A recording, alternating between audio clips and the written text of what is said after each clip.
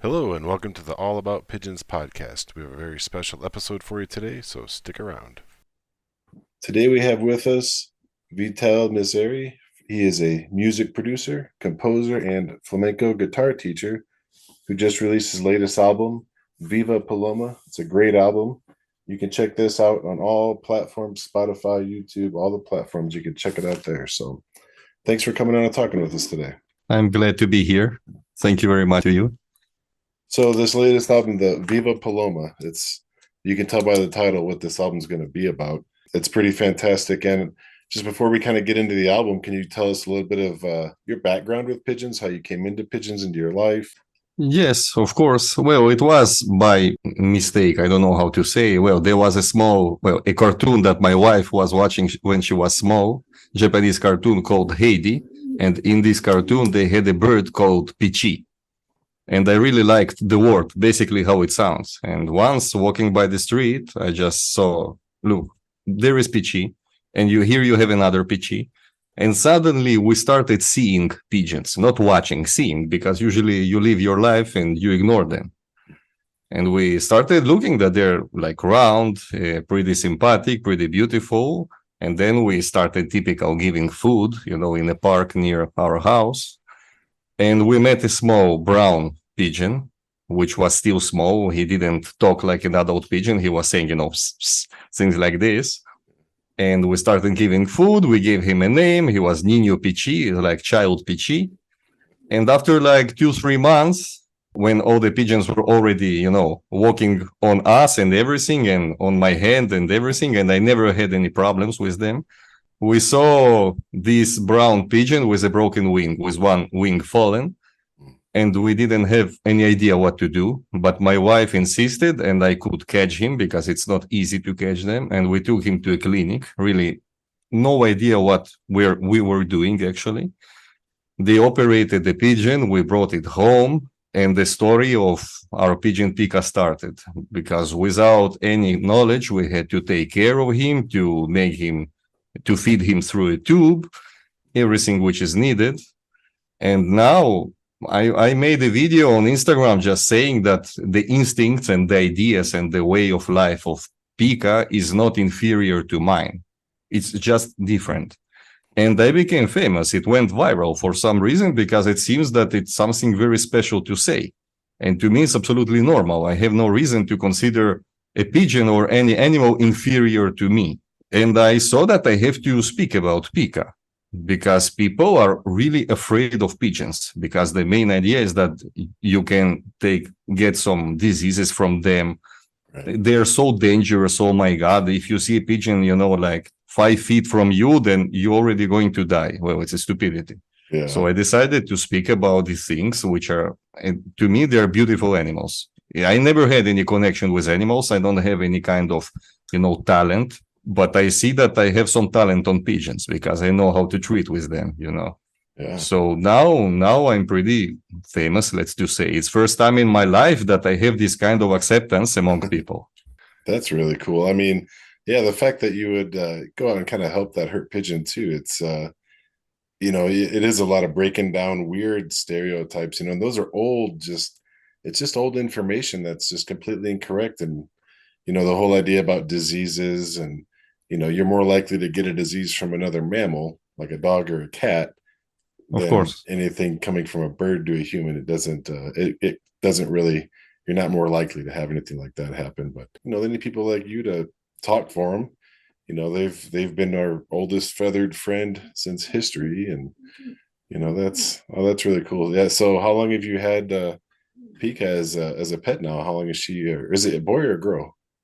She's a girl. Now we know she's a girl since she put eggs. Right. Yeah. I've had birds before that I thought were cockbirds, and then they lay an egg, and it's like, oh, sorry. Our house pigeon, my kids named it Mr. Fluffy, and it was Mr. Fluffy for almost a year, and then it laid an egg, and then it became just Fluffy.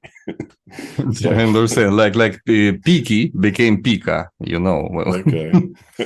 Well, on day 2 of July, it was 1 year that we have Pika with us. And she had like maybe half a year of age when we took her, or several months. I don't know exactly. We don't know exactly. But now it's like a year. And she became from being absolutely wild. Now she's absolutely domesticated. No, 100%. She doesn't want to leave me any minute. Wow. So it's like 1 year until now.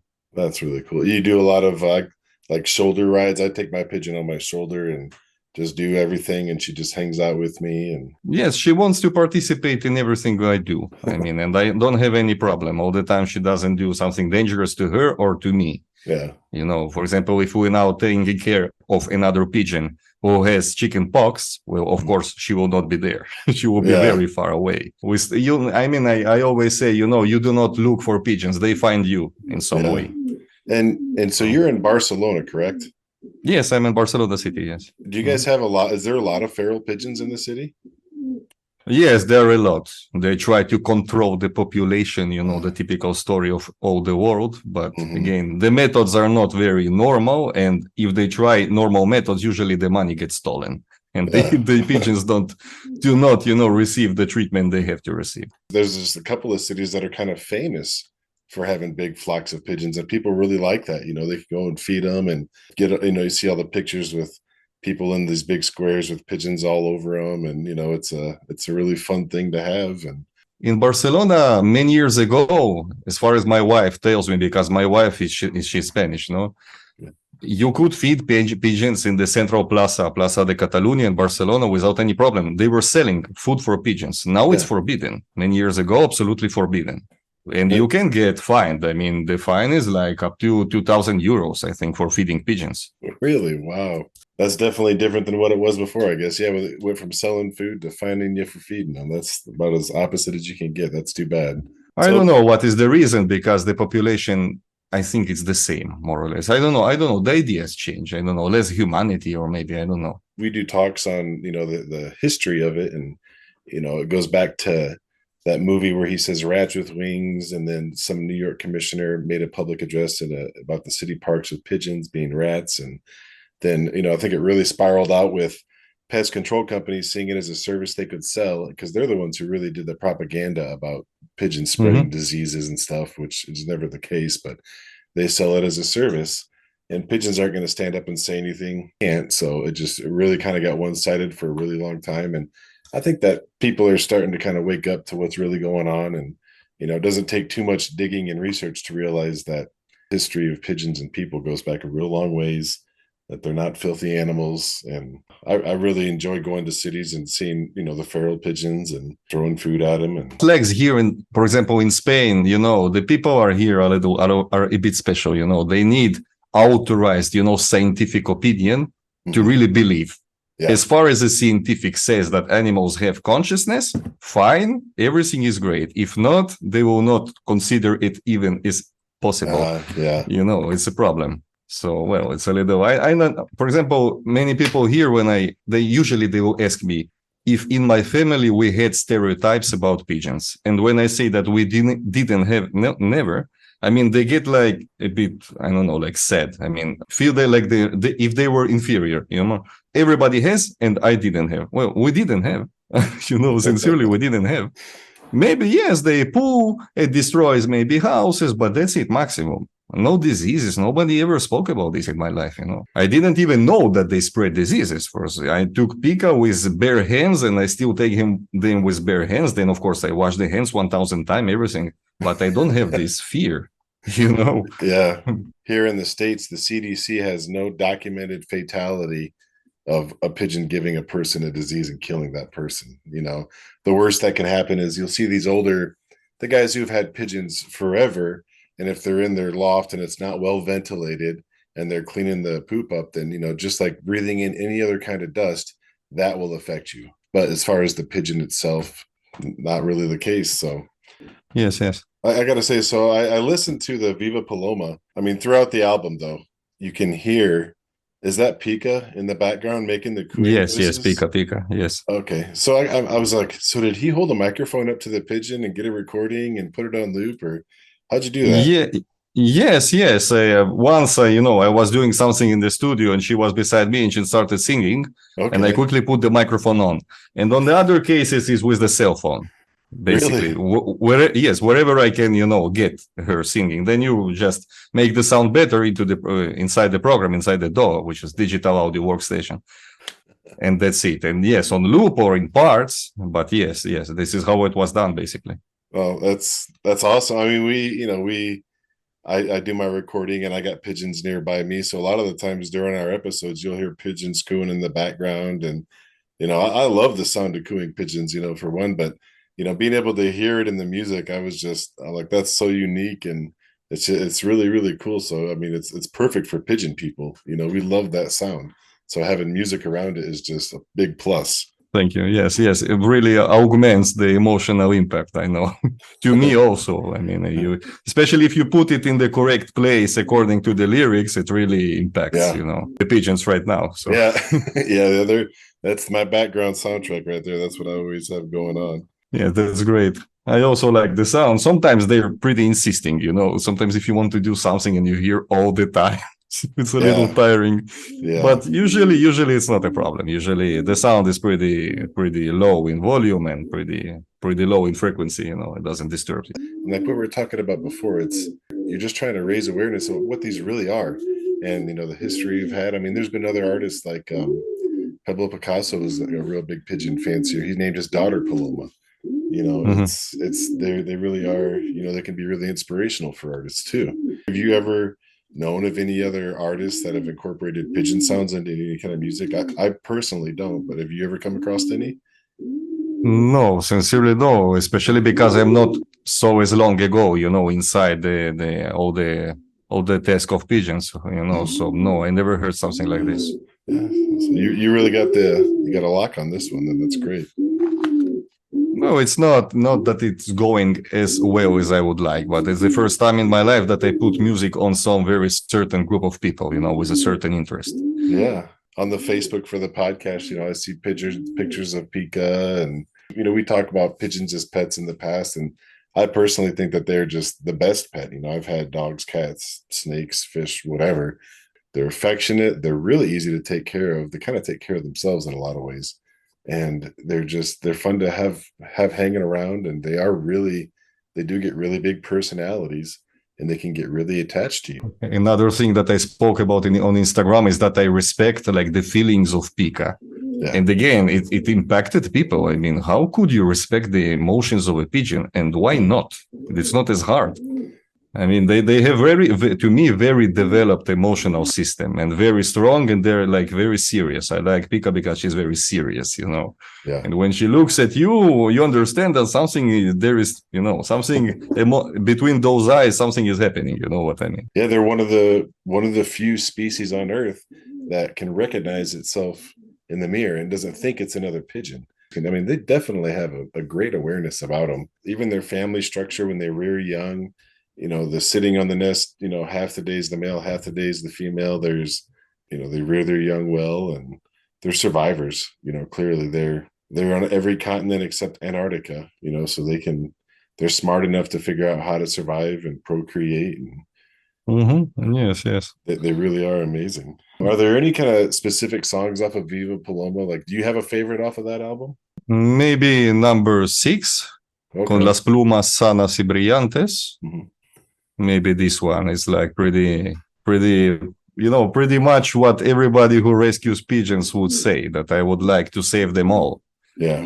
So they will walk, they will have, healthy feet to walk, and they will have good feathers to fly, something like this. So maybe this one, I don't know. I mean, usually when I write the songs, I will select everything that I like. Now, technically, this one became very easy to make. It's just came together. I've gone through it a few times, just hanging out on my porch, and I'm like, I wonder if my pigeons can hear the pigeons in the background, because I got pigeons outside that just kind of hang out. And I'm like, I wonder if they can hear that and they're jamming out with it too. That'd be pretty cool.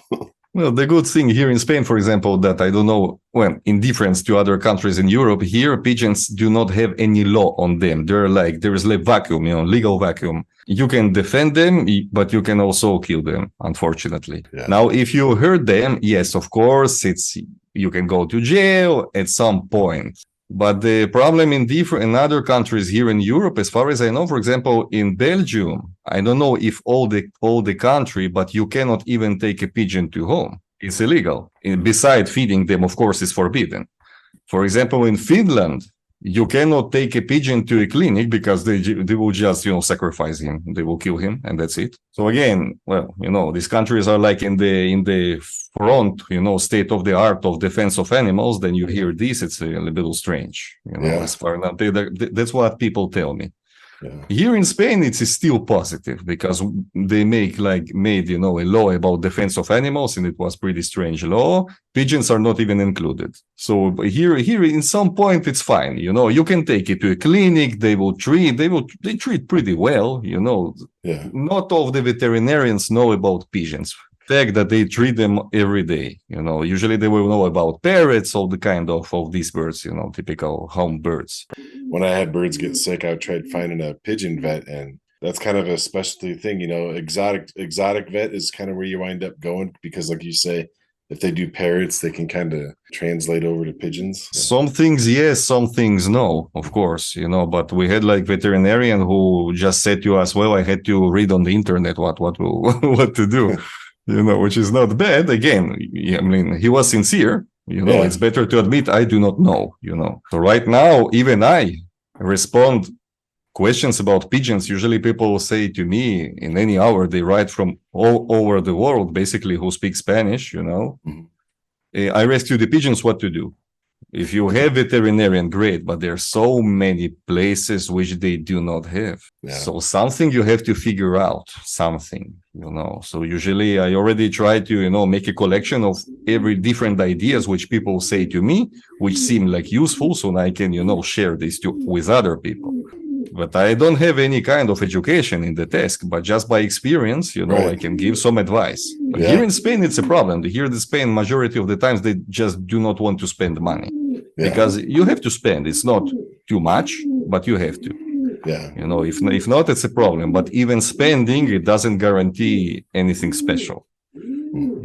That's the problem. Here in Barcelona, it's pretty developed. Now, in other cities in Spain, they're much, less up to pigeons, let's to say. Here in Catalonia, they try to be more animalistic people.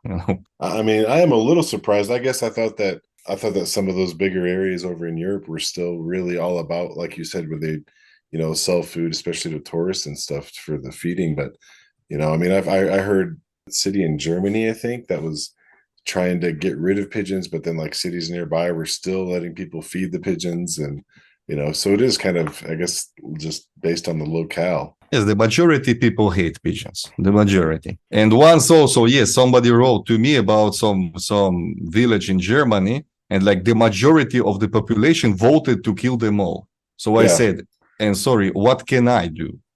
From different country being on my own, what?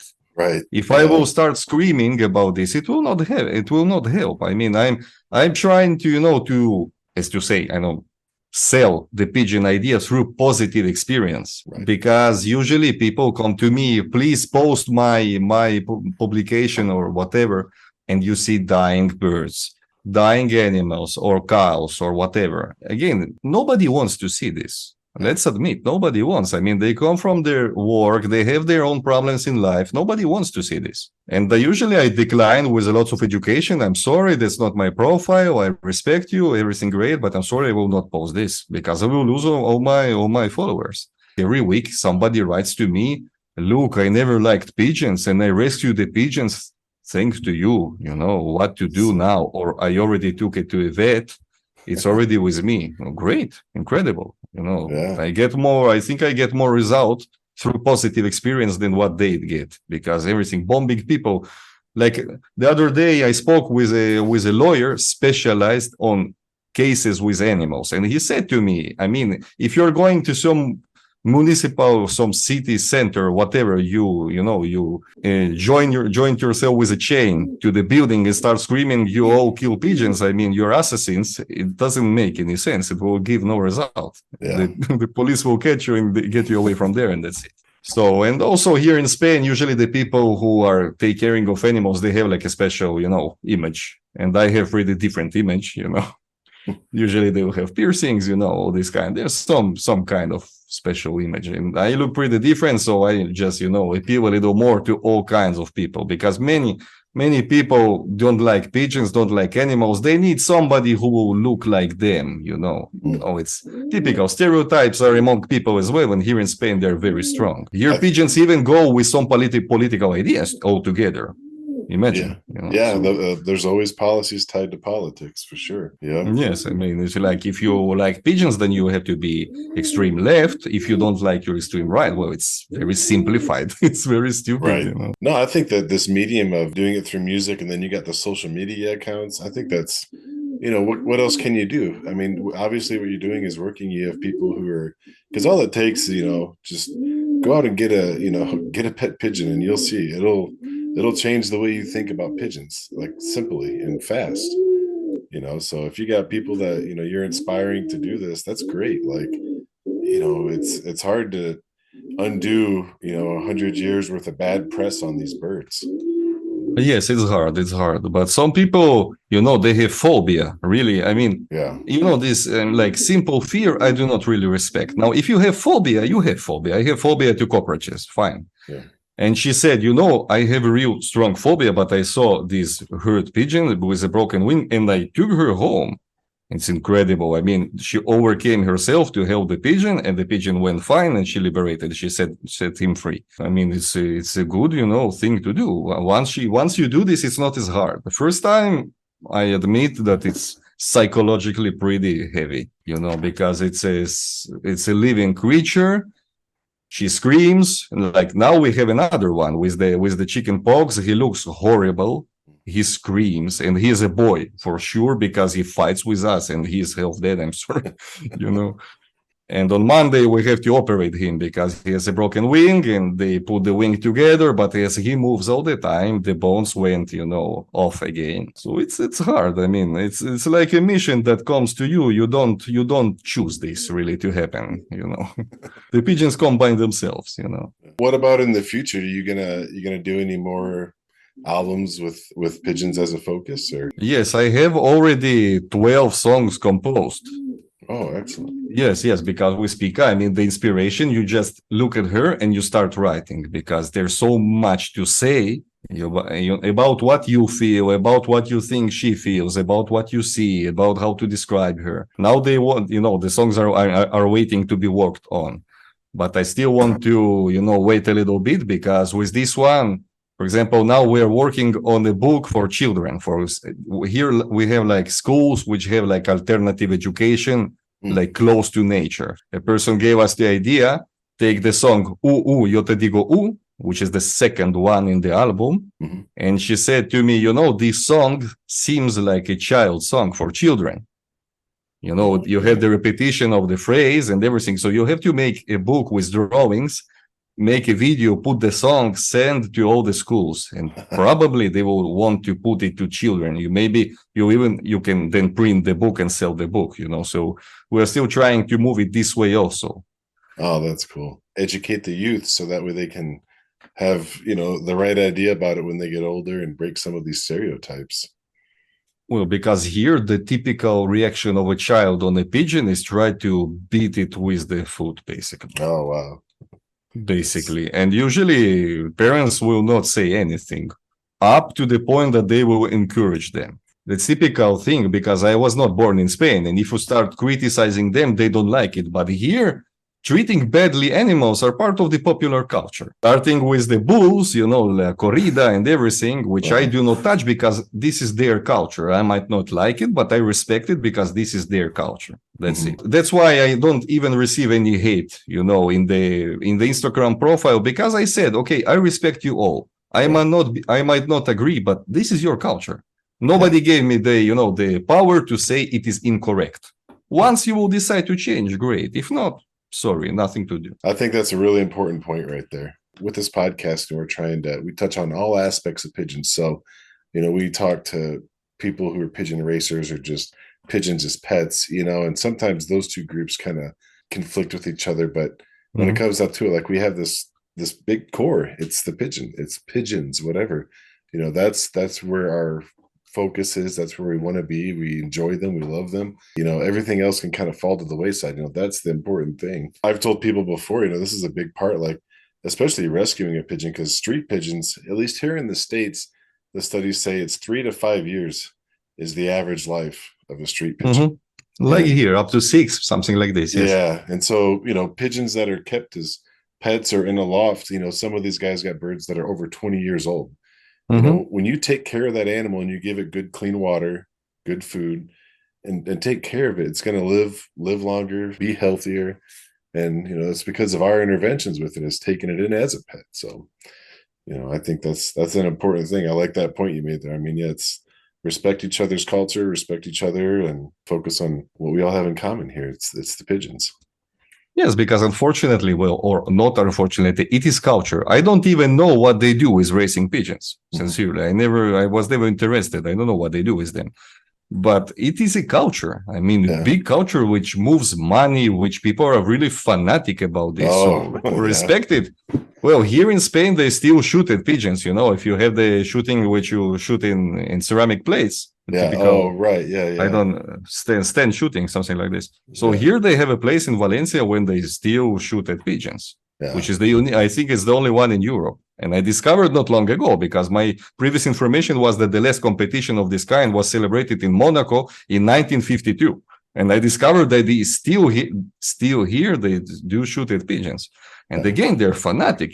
People from all over the world come to shoot pigeons. Well, what can I say, I mean, to me, it's a little strange. I mean, I don't have anything against weapons. I like from being small. But again, you can shoot into a paper, into a ceramic small plate, or into an animal. That's a different task. One thing doesn't touch another, We actually, here in the States, it was the carrier pigeon. That pigeon got hunted to extinction, but it was for meat, and that's really a lot of history of these pigeons that go, you go back to the 5,000-year mark, that's what they were raised for, was meat. But then people started liking colors on certain ones and recognized homing abilities. So they became these trained messengers. And, it's a fascinating history. You never really get to know it all. It's fun just to go and learn about. Yes, I mean, it's interesting. The problem, I don't have much time to read about pigeons. I'm too busy talking about them right now, and responding comments and everything. Yeah. Well, you keep doing what you're doing. Yeah, keep making albums about pigeons. Keep putting that positive stuff out there on social media where people can see it and read it and hear it, and start opening eyes up about what they really are. And I think what you're doing is great. I have one Instagram reel with 3,800,000 plays. I mean, it's incredible. First time in my life. Again, I was giving, flamenco guitar videos, but it never gave any result. Now, here speaking about birds, well, you see, it's incredible. So maybe this is my way in life, because again, it came to me without any intention, and I do not try to use birds as to show off some, I don't know, a spiritual state or something, absolutely. To me, it's fine. I mean, there is no reason not to respect them. I mean, she lives in my house. We have also a magpie, another bird, magpie. It's called like the raven with the white and black. Okay. They live in a different spaces because she might eat pika. She's pretty, or he. We don't know still, but I mean, I don't have any problem with them. Yeah. Pika is like my bird. Now the big one, the magpie, is my wife's bird. Oh, okay. Can you give our listeners some of your social media accounts to find you on social media? Yes, well, the main account is in Instagram, which is called Amor en Plumas, which is love in feathers. Amor en Plumas, all together. Okay. And then sometimes I post on Facebook, but much less, because I don't have time. I prefer to center in one, which I have lots of followers, and that's where I basically speak all the time. Every day I post a video. Usually people comment, and I will make a video about the comment or whatever, because I try to a little bit open mind, to the people.